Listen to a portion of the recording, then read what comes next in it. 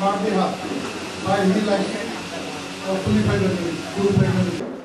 কিন্তু ওদের সম্পত্তির ক্ষতিপূরণ পাননি। কেন পাননি?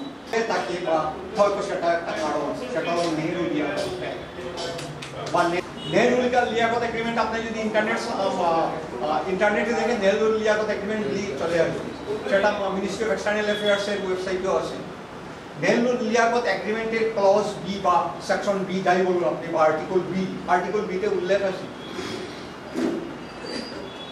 যে বা যারা পূর্ব পাকিস্তান থেকে আসাম, পূর্ব পাকিস্তান থেকে ভারতে চলে আসছেন, অথবা ভারতে পশ্চিমবাংলা, আসাম, ত্রিপুরা এবং মণিপুর থেকে পাকিস্তানে চলে গেছেন, পূর্ব পাকিস্তানে চলে গেছেন, ওরা যদি 31 ডিসেম্বর 1950 সালের আগে আবার নিজ নিজ জায়গায় ফিরে আসেন, তবে ভারত সরকার এবং পাকিস্তান সরকার বাধ্য থাকবে ওদের সম্পত্তি যদি জবরদখল হয়ে থাকে তাহলে সেটা ফিরিয়ে দেওয়া।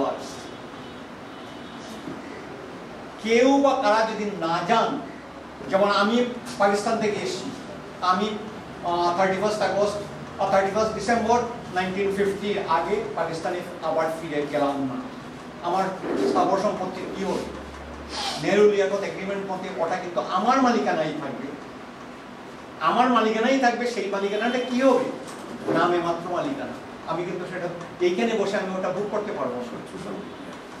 কিন্তু যেহেতু নেহেরু লিয়াকত এগ্রিমেন্ট এই জিনিসটা রয়েছে, এই প্রভিশনটা রয়েছে, আজ পর্যন্ত কিন্তু পূর্ব পাকিস্তান থেকে আগত শরণার্থী না, তিনি হিন্দু হন আর মুসলমান হন। এখন অবস্থার পরিবর্তন ঘটে, অনেক জিনিস চলে এসছে, সেটা ধরুন আপনার 20-এর দশক পর্যন্ত আপনি বলতে পারেন ফিরে এসছেন, কিছুই পাননি, ক্ষতিপূরণ কিছুই পাননি। কিন্তু পশ্চিম পাকিস্তান থেকে যারা এসেছিলেন তারা ক্ষতিপূরণ পেয়েছে, সম্পত্তির ক্ষতিপূরণ পেয়েছিলেন। এখন যদি আপনি বলেন যে 60 ইংরেজিতে ক্ষতিপূরণ কি 60 সালের মূল্য অনুযায়ী ছিল, আমি বলবো না। যখন ফেলে এসছেন সম্পত্তি সেই মূল্য অনুযায়ী ক্ষতিপূরণ পেয়েছেন। এবং পশ্চিম পাকিস্তান থেকে যারা এসছেন ওরা কিন্তু মোর অর লেস সেটেলড। হয়তো আমি বলছি, আমি স্ক্রিন নিশ্চয় নয় এখানে, ওরা গেছেন নিয়ারার টু পাওয়ার, পাঞ্জাব, হরিয়ানা বা ওই দিকে কেন্দ্রীভূত হয়েছেন, হিমাচল প্রদেশ, ওই সমস্ত অঞ্চল, দিল্লি থেকে খুব দূরবর্তী নয়। দিল্লিতে চাপ সৃষ্টি করা ওদের পক্ষে খুব সহজ। কিন্তু যারা বাঙালি শরণার্থী, মূলত বাঙালি শরণার্থী, ওরা কিন্তু দিল্লি থেকে অনেক দূরে অবস্থান করেছে। যেমন আমি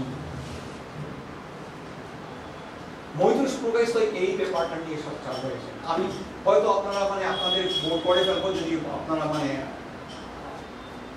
বোর হয়ে যান আমাকে বলবেন, আমি বন্ধ করে দেবো। সেটা ইংরেজি তর্জমা আমি লাইন আফটার লাইন আমি বোর করে দেবো।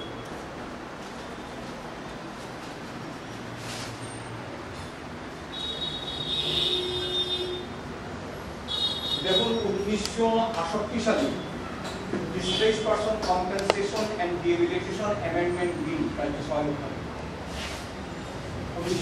সালে